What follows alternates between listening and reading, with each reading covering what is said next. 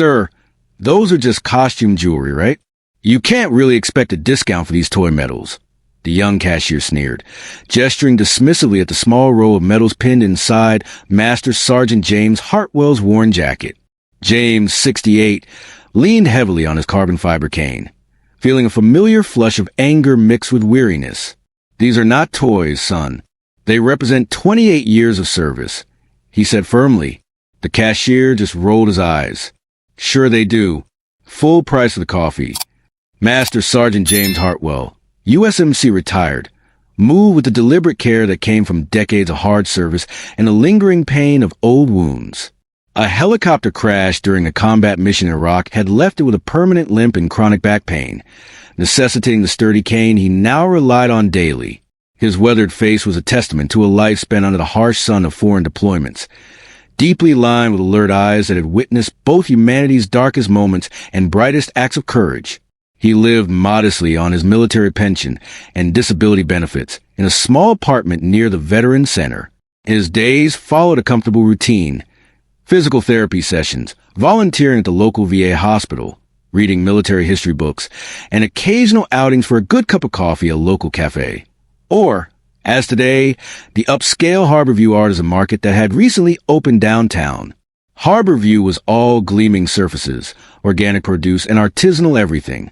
James felt somewhat out of place in his clean but well-worn navy jacket, practical slacks, and supportive shoes, but they advertised a veteran's discount, and their coffee, he'd heard, was excellent. Pinned discreetly on the inside lapel of his jacket, visible only when opened, was a miniature ribbon bar, Navy Cross, Bronze Star with Valor, Purple Heart among them, not for show, but as a quiet personal reminder of his service. He rarely displayed them, but today, feeling nostalgic on the anniversary of a particularly tough mission where he'd lost 3 of his Marines, he'd put them on. James approached the polished counter and ordered a large black coffee. As the young cashier rang it up, James opened his jacket slightly. "I believe you offer a veteran's discount," he said politely, indicating the ribbons and presenting his VA ID card. The cashier, a young man named Tyler in his early 20s with carefully styled hair and an air of casual superiority, barely glanced at the VA card. His eyes, however, caught on the colorful miniature medals, and a smirk played on his lips. "A veteran's discount, huh?" Tyler drawled, his voice carrying a mocking edge. "And what are those supposed to be?" "Your collection from a cereal box." James stiffened, his hand instinctively touching the ribbons. "These are my service medals, young man." "Right." Tyler snorted, sharing a knowing look with another young employee who was stocking shelves nearby and had paused to listen. "Costume jewelry for your little military fantasies. Look, old-timer, we see all sorts trying to scam a free coffee. The actual veteran's discount requires a valid current military ID, not a bunch of toy pins." "This is a valid VA identification card," James stated, his voice low and steady though a tremor of anger was beginning to build. "And these medals are earned, not bought. They represent campaigns and actions where—" Tyler cut him off with a dismissive wave of his hand. Yeah, I'm sure they do. Look, I don't have time for stories. Either you have a scannable current military ID for the discount, or it's full price. What's it going to be?" He tapped impatiently on the register. "The VA card is my current identification for these purposes," James persisted, trying to keep his temper in check. "And those toy pins, as you call them, include the Navy Cross. Perhaps you should learn what that means before you mock it." Tyler just rolled his eyes, his smirk widening. "Navy Cross, Purple Heart, whatever, means nothing to my register. That'll be $5.75 for the coffee, unless you want to try pulling that war hero routine on someone else." The other employee chuckled audibly. Several nearby customers glanced over, some looking uncomfortable, but none intervened. The casual public ridicule of something so deeply personal, so hard-earned, hit James harder than any physical blow. He felt the stares of other customers, some curious, some embarrassed, none intervening. He noticed a manager, Ms. Reynolds, briefly look over from her office doorway, then turn back to her computer, clearly uninterested in a minor customer dispute. James's hand, gripping his cane, tightened until his knuckles were white. He could feel heat rising in his face. Decades of discipline, however, kept his voice even.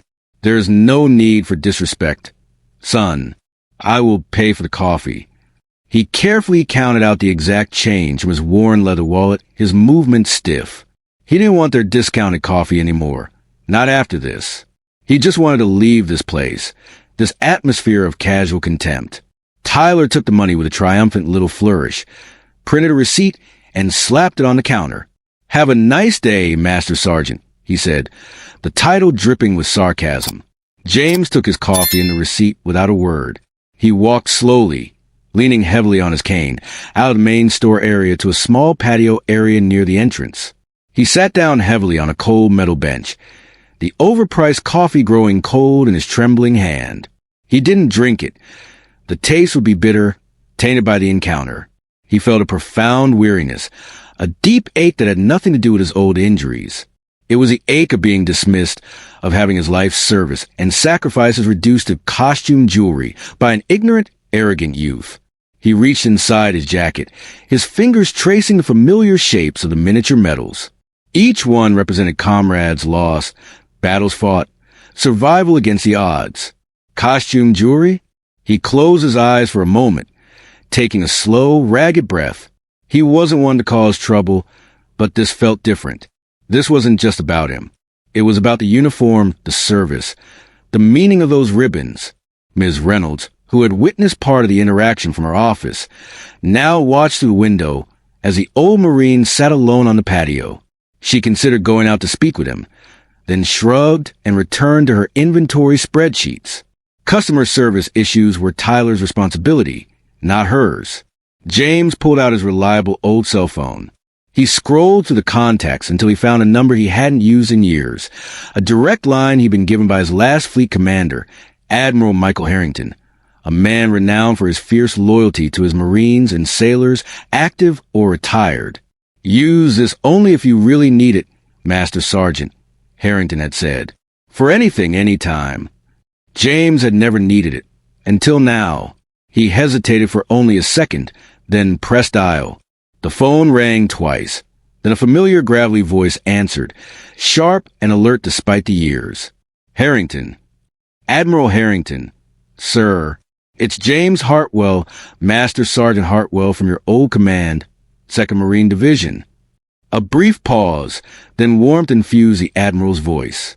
"James, by God, it's good to hear your voice. How the devil are you, Master Sergeant? It's been too long." "I'm all right, Admiral. Mostly."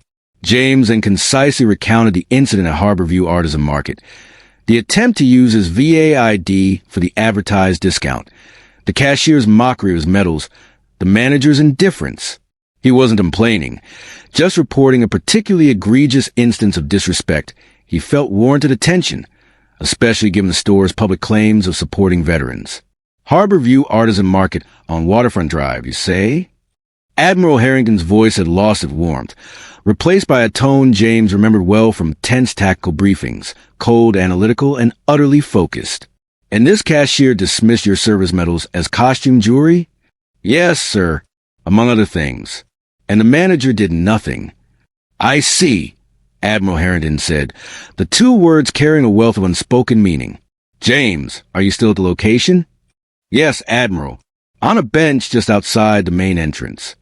"Don't move, Master Sergeant. I happen to be downtown for a meeting with the mayor, less than 5 blocks from there. I believe my meeting itinerary just acquired a slight unscheduled detour. I'll be there in under 10 minutes. The line clicked off.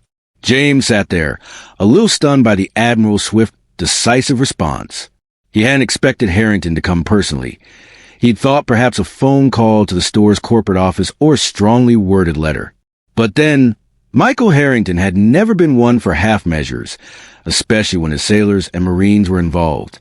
James waited, watching shoppers bustle in and out of Harborview, oblivious to the small drama that had unfolded and the larger one perhaps about to. The expensive coffee beside him remained untouched. 7 minutes passed, then 8. Precisely 10 minutes after James's call, the curated, soothing background music playing throughout Harborview Artisan Market abruptly cut off. A moment of confused silence followed. Then a sharp click echoed through the speakers, followed by a voice, not the usual smooth announcer, but one that was crisp, authoritative, and resonated with an unmistakable air of command. Attention Harborview patrons and staff. Your immediate attention, please. Shoppers paused, looking up at the ceiling speakers. Clerks stopped stocking shelves. Tyler, the young cashier from earlier who was now bragging to his co-worker about putting some old faker in his place, froze mid-sentence. This is Admiral Michael Harrington, United States Navy, retired. I am currently on the premises of this establishment. A collective murmur swept through the store. People started looking around, trying to spot the Admiral, trying to understand what was happening. It has come to my direct attention that a decorated combat veteran, Master Sergeant James Hartwell, a man who has served this nation with distinction for over 28 years and who bears the medals to prove it, including the Navy Cross for gallantry in action, was just moments ago grievously insulted and disrespected by an employee at your front counter. Tyler, the clerk, felt a cold sweat break out on his forehead. He looked wildly around, his earlier bravado vanishing like smoke. This employee, the Admiral's voice continued, each word clear and sharp, not only denied Master Sergeant Hartwell a rightfully advertised veteran's discount, but also had the appalling audacity to mock his service medals, referring to them as costume jewelry. This incident was further compounded by the apparent indifference of the store management on duty. Ms. Reynolds, the manager, rushed out of her office, her face a mass of alarm, looking up at the speakers as if the voice were descending from heaven itself. This level of ignorance and disrespect towards any veteran, let alone one of Master Sergeant Hartwell's caliber, is not just unprofessional. It is an affront to every man and woman who has ever served this nation. It is an insult this establishment will rectify immediately. The PA system clicked off, leaving a stunned, echoing silence in its wake, pregnant with anticipation. The store, moments before a bustling marketplace, felt like it had collectively held its breath. Admiral Harrington, who had made his way to the store's small administrative office where the PA microphone was located, escorted by a bewildered assistant manager he'd encountered en route, now strode out onto the main sales floor. He was an imposing figure even in a civilian suit, his military bearing undeniable. He quickly located Ms. Reynolds, the manager, who was wringing her hands, and Tyler, the cashier, who looked like he was about to faint. Several curious shoppers and employees had gathered at a respectful distance. Ms. Reynolds, I presume? Admiral Harrington addressed the manager, his voice still holding that edge of command. And you, he turned to Tyler, are the employee who believes service medals are costume jewelry. Tyler could only nod miserably, avoiding the Admiral's piercing gaze. Admiral, I am so incredibly sorry, Ms. Reynolds began, her voice trembling. I had no idea. This is a terrible misunderstanding. It is no misunderstanding, madam. The Admiral cut her off, not unkindly but with absolute firmness. It is a failure of training, a failure of oversight, and a fundamental failure of respect. Where is Master Sergeant Hartwell now? Just then, another store employee, who had been sent by the assistant manager, escorted James Hartwell back into the store. James looked surprised to be led toward the gathering crowd and the stern-faced Admiral he recognized instantly, even after so many years. James, Admiral Harrington said, his expression softening as he turned to his former Master Sergeant.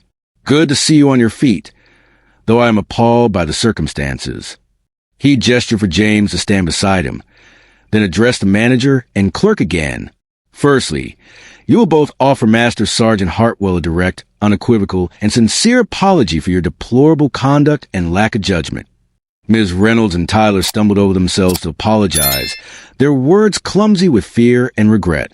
James listened, then gave a single tired nod of acknowledgement. Secondly, Admiral Harrington continued, this store, Harborview Artisan Market, will be making a substantial donation to the Wounded Warrior Project in Master Sergeant Hartwell's name as a small token of atonement for this insult. The amount will be significant. My office will follow up. Ms. Reynolds nodded quickly. Of course, Admiral, whatever you say. Thirdly, the Admiral's gaze swept the store. Effective immediately, this store will close for the remainder of the day. All staff will attend an emergency mandatory sensitivity and respect training session, with a particular focus on interacting with veterans and understanding the significance of their service and symbols. My foundation will provide the trainers free of charge. You will reopen tomorrow with a renewed understanding of who your customers are, especially those who have sacrificed for your freedom to conduct business. Gasps went through the gathered shoppers. Closing the store on a busy day? Unheard of. But Admiral, Ms. Reynolds protested weakly, the lost revenue. Consider the cost of an education, madam, Admiral Harrington stated flatly. An education in respect. It appears to be one this establishment sorely needs. The store did close. Staff members were indeed ushered into the back for an impromptu and reportedly very impactful training session, led by a no-nonsense retired master gunnery sergeant dispatched by Admiral Harrington's foundation. Shoppers were politely asked to conclude their purchases and leave, with many expressing support for the Admiral's actions as they departed. Admiral Harrington personally escorted James Hartwell to a nearby quiet cafe, not Harborview, and bought him the best coffee they had, along with a hearty lunch. They spent an hour catching up, reminiscing about old times, the Admiral listening intently as James spoke for the first time in years about some of his struggles. Before they parted, Admiral Harrington ensured James had direct contact information for a dedicated veteran support network linked to his foundation, promising immediate assistance with housing resources, benefits navigation, and healthcare access. "No Marine of mine gets left behind, James," Harrington said, his voice gruff with emotion. "Not on my watch. Not ever. Semper Fi." Harborview Artisan Market reopened the next day. There was a new prominent sign at the entrance. "We proudly offer a 15% discount to all veterans and active duty military personnel every day. Thank you for your service." Tyler, the cashier, was still employed, but his demeanor was reported to be remarkably more humble and respectful. The medals are never just decorations. They are markers of a debt that can never be fully repaid, only respectfully acknowledged. If you believe in honoring those who serve, comment respect below and share the story.